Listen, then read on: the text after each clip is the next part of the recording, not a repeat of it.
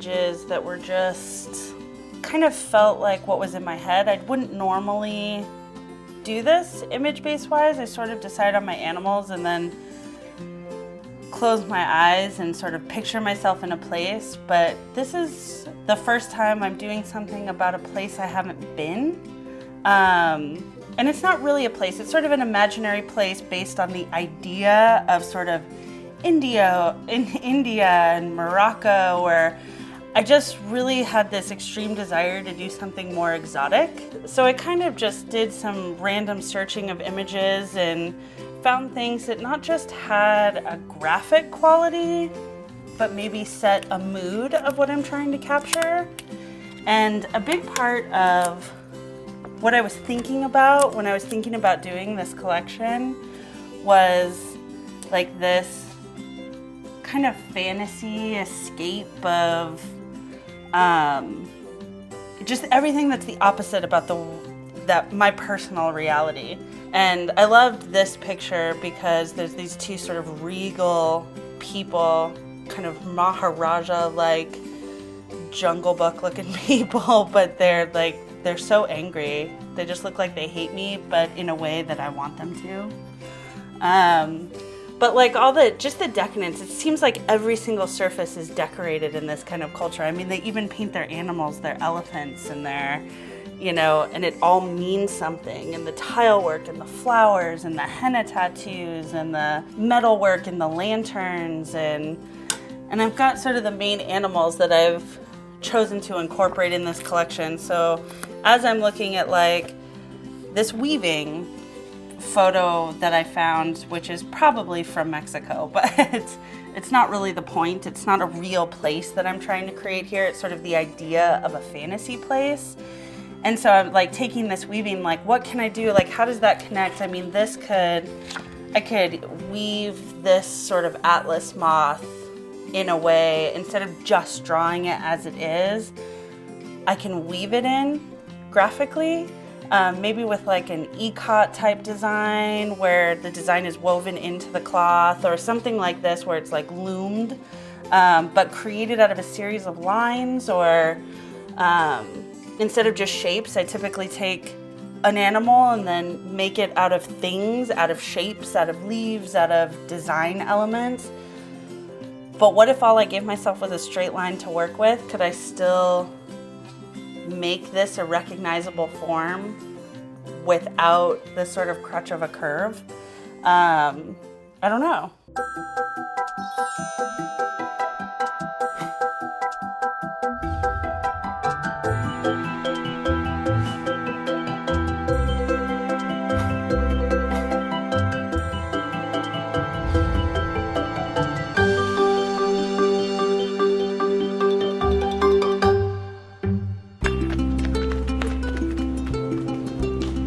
My mom is sort of your typical customer, and my brother's super modern, so he's sort of tomorrow's customer. So I'm always trying to find that middle ground. You can't design too much for tomorrow because today no one will get it. But you can't design just for today because tomorrow it'll suck, Okay, so it's new line time. Awesome. What do we got? Big cats. Whoa. Tiger. Lion. You're a pattern designer. I think the tiger with the tiger print has more of a... Yeah, but this guy's got the wild mane, the Fabio hair. He's out. I feel like hippo and rhino are sort of the same thing. Rhinos freak me out. They're like weird, wimpy triceratops. I'm kind of thinking they're both weird. Okay, and then this is the other one. I know we've done butterflies. I don't have my glasses on. I have no idea what that is, but it's freaking me out. It looks like a snake. On top of your head like they always are. Why don't you try those? Oh, it's a butterfly. That's lovely. I love it. It's actually an atlas moth. Okay, this is what's cool about this though. Like it's enough like shape and pattern that I can do something with it. But it's actually not a butterfly. It's an atlas moth. They're like, in real life, they're like this big. So I printed out a bunch of other pictures of different animals that sort of live in the same environment. So if we go tiger, then cheetah's out too. Cheetah's out. Yeah. Okay.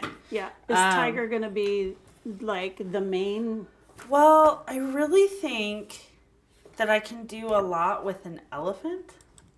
Yeah. Because it's sort of a big, like, round, bulbous shape that I can fill with a lot of stuff. Don't make that face, you weirdo. It's the bulbous. But I think I can do a lot with, like, his ears and the trunk. Like, there's some curve in that I can work with. A lot of fill in the ears. And it's symmetrical. Yeah. And it's symmetrical, and it's an interesting shape that's recognizable. So, if we do tiger and elephant, I mean, that's sort of setting up a story already. So, I mean, I'm thinking, like, I don't want it to go to, like, I'm kind of thinking, like, India, Spice Market. Jungle Book? Okay, Jungle Book-ish. My favorite book. Mowgli? It's your favorite book, is that what you said? Well, you when I was little, yeah. But I also maybe. think Zebra. Except zebra, tiger are both stripes. Clash. It has to be one or the other. And I just did Foxfield with the horses. You're right. I've never done a big cat before, or a cat of any kind. That's true. Yeah, save the zebra for another because he's awesome. Okay. Some cool stripes in there, but yeah, I get that. And I feel like this is too limited too. Like it's a black and white. He's a black and white striped horse. You don't do black and white. I don't do black and white. Not that it has to be black and white, but I don't know. I don't see that one. Mm-mm. So that's kind of what I'm thinking. I mean, what do you guys think? I think there's other things I can work in, but I don't want it to be like, I don't know, like the wild animal park in San Diego. I just need something to focus in on. Right. And I feel like I already have the tiger, which has a lot of fur. Monkeys are tough to make cute. Monkeys are really... I think monkeys creepy. are easy to make cute. They either go really childish or super creepy. Mm-hmm. I agree totally. I just picture going, creepy. Right? I don't think they do that. They scream at you? Yeah, they do. Do they scream at you? I thought they just threw poo. That too. Mom, she owned a quilt shop for over a decade, a really beautiful, beautiful quilt shop that she opened before she had the twins. And then after she had the twins, life got real quick. So she was trying to decide, what her next move was. And it was kind of the same thing. It's like, I'm traveling all the time now. And, just the setup to travel, just the back and forth, goes on for days. And it was taking up so much of my time. And she's like a great organizer, and she loves events and party planning and all that stuff. I'm like, why don't you party plan my life? Giraffes are a super weird shape. I know you do. They could be so cute. It's such a weird shape though, and I've already got I don't know. Okay, we'll keep this on like the B group. A giraffe could eventually, because of his long legs and long neck, make a super cool stripe. It could make a cool stripe. I've thought of that before. Okay. No, I've thought of that before, but it would have to be like a border stripe, and it could be cool. Don't like that. Okay. Cool. Okay, we'll keep this on the B team. Yeah. Okay. What animal is that? What the hell? It's like I don't know. It's like an antelope or like a. Okay, fine. We don't even know what that animal is. Okay, I feel like butterfly is such an easy go-to because it's such an ambiguous shape. As long as it's got two symmetrical wings and a center body, you can do anything with it. But if we do this, I can also bring back the butterfly quilt pattern, which we haven't done in a long time. That makes sense then. So, that makes total sense. There's no reason to bring back the butterfly quilt pattern based on tigers and elephants, but if I throw this in there, I can bring that pattern back and make that relevant again. Yeah, I think that's a great idea. Plus, I also think, you've got, this may not make any difference, but you've got ground animals, and now you've got something that can be, in the air, higher. That's a really good point, Mom. I try so hard. Occasionally. Occasional good idea. Occasionally you do. So everyone in my family is really talented at whatever it is that they do. And so I'm really lucky in that way that I'm kind of surrounded by people who have to love me that are also really good at things, I was going to say, I like how you could have different, like a main focal and then more of like a secondary one. And this, you said this is large in real life, so that'd be cool. You can play with the scale. Yeah. Okay, Cam. Yep. What do you think? Like, as far as like our followers and people, is this too far out for them, or is there no such thing? I don't think it's too far out. I think they put their trust in you to design what you want to design. And so I think if you want to design that, I think that's what we should do. Okay. And what about, I mean, do you think that it's relevant right now? I think tigers, I think it's on trend without being too on trend. Like, okay. Because we do work, 18 months out. So, but I don't think tigers are going to be played out by the time that comes out. I think it'll be right on target. I mean, because there's like all this Southwestern stuff happening right now that I don't want to touch. Yeah, no. So I'm trying to get around that. Yeah, that makes sense. Okay. I definitely would want something with giant tiger faces and elephants on it. So you would? Yeah. Sweet. They want that from you. They expect it from you. They don't want, they expect, whoa, I can't believe this. She did it again. Thanks, Mom. I went to school for graphic design and illustration, and I wanted to be an illustrator, which is essentially just somebody who draws pictures with a point, essentially. So like, as opposed to maybe a painter or a fine artist who is maybe thinking more sort of conceptually, an illustrator is somebody who draws with the intent of communicating something very specific. So it tends to be more of a commercialized field.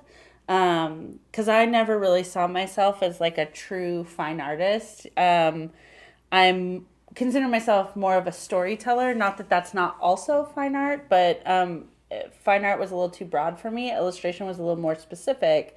And I'm drawing pictures that represent something very specific in order to tell a very specific story. There's sort of more of a commercial aspect to illustration. So you're intentionally making a product to sell or illustrating something that goes on a product to sell. So it's a little bit more of this. I've always kind of been on both sides of, I've been very interested in art, but also very interested in the business of art.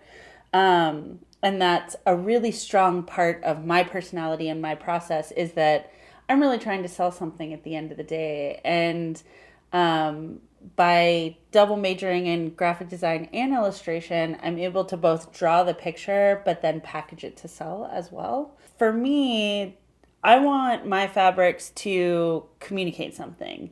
So I could very easily just draw flowers and incorporate supporting stripes and dots and those things. And I do that in a way, but I'm always looking for something that takes it somewhere else. Like, I'm always thinking like, why would somebody buy this over something else? Like, why would they choose this fabric? And, it might be because they love elephants, or it might be because they loathe elephants. I don't know, but at least there's something to talk about. So I'm trying to draw a picture, but it's a different way of drawing a picture, because I'm not just illustrating to be put in a frame or put on a book cover or be printed on a piece of paper or a page in a children's book, let's say.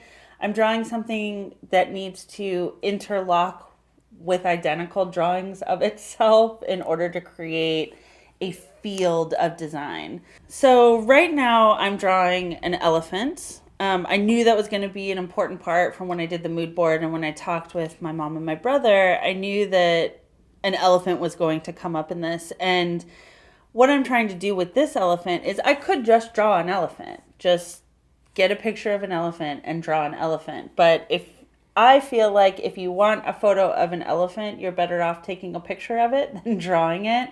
So as an illustrator, I'm able to take, and what I'm attempting to do is to take all these little sort of graphic elements and shapes that come up in, I've got leaves, I have sort of swirl pieces, I have some geometric little triangles, and I'm taking all those shapes and composing them a lot like music into something that resembles the shape of an elephant. So it's an elephant, but sort of the next stage of what an elephant can be, or a different way of looking at an elephant. So all these sort of shapes come together to make an elephant that isn't actually one. But yeah, so it's the shape of something you recognize composed of pieces that you don't recognize. Everybody I work with is absolutely not going to tolerate an ego. So, but really, I mean, I stay off the internet almost completely, unless it's my own stuff. You know, I post to Facebook and everything, but those are mostly postings. And because there's only two things that can happen. You're either going to read good things about yourself and then spend the rest of the day walking around like you're the greatest person on earth. Or you're going to read bad things about yourself and then you're going to walk around the rest of the day like hating everything because, you know, you can hear 100 compliments and they'll never equal up to that one criticism, you know. For whatever reason, that weighs more than all other things. So I just stay out of it, really. And, you know, I kind of set up for myself early on the fastest way. I mean, I've watched a lot of designers come and go, and the quickest way to bring down a great designer is when they get it in their head that what they do is flawless. So I'll take elements from this elephant, and, you know, maybe I have some pieces in here like this sort of leaf design on a stem, and I'll start bringing that into a coordinating piece over here. So I'm just trying to take some of the shapes. So in the main pieces, I've started to create a dialogue of shapes. So, I say that leaves look like this and flowers look like this. And, are they more stylized or like, more graphic and made of shapes, or are they more realistic and shaded? So I'll start to bring whatever the language I've already created in the main pieces and start to bring those into the coordinating pieces. And I'm basically just pulling sort of little fragments of the main pieces out and spreading them out across the supporting prints so that everything is still speaking the same language, even if it's not the same exact design. And I might color them slightly differently. I might take like a full color piece from a main print and make it a 2-color piece in a supporting print. So it's still saying the same things, but they're serving different purposes for the quilter so that, the main goal is I'm still drawing and illustrating and doing all these things, but I also want the end quilter to have what they need to make a quilt. And also for me, because I'm going to have to work with this for 6 months. So I need to make sure I have everything I need. So when I'm creating my supporting prints, I'm thinking, what am I going to need as a piecer or a quilter? I'm going to need smaller prints that I can use to accent some of these larger prints. So I want them to coordinate and be speaking the same language, but I don't necessarily want everything to look like it was all pulled out of the same box. I want the quilter and myself to look like I put these fabrics together based on my own choices, not like a designer picked all these fabrics out. They all look exactly the same. So I want them to be similar, but not exactly the same all the way through so that it looks more like happenstance a little bit, so that it looks like maybe somebody went into a shop and selected these fabrics from different parts of the store and put them together, and they just magically all look fantastic next to each other. And a lot of that happens with color. At this stage of the drawing, I am starting to think about color, but I'm not putting a ton of attention into it. I'm thinking about color in the way that I might take my pencil and darken in certain areas. So I'm really thinking about value more than actual color. Like I'm not thinking red, blue, yellow, pink, green. I'm thinking this is going to be a darker print. This is going to be a lighter in color, or this is going to have more contrast, or this is going to have less contrast. So, I've already started, even on this elephant print, I've already sort of written myself a note here that says elephant all black with detail art like it was cut from paper. So I know that I've made this note that I want it to look like it's almost like a stencil. So I want it to look like maybe all these little pieces were cut from a single piece of paper.